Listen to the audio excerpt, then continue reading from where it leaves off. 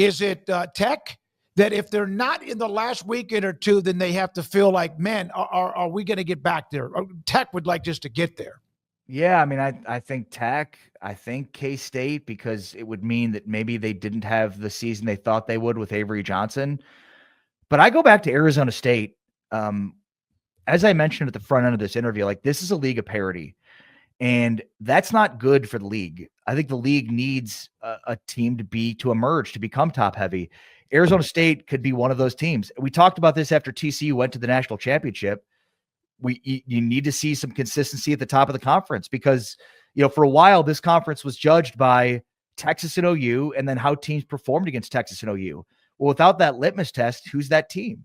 Right. So, and perception matters here, guys. Like, BYU did not get in based on perception. They weren't even part of the conversation. And when you go look at it, like, that's ridiculous. They should have been part of the conversation based on what they did, but there's just no big time brand that's won consistently that you could measure yourself against.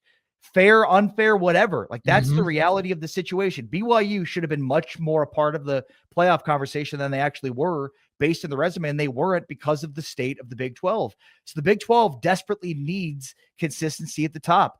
Arizona State can show that. They won, obviously, last year, went toe-to-toe with Texas in a playoff game. They've got, really good recruiting.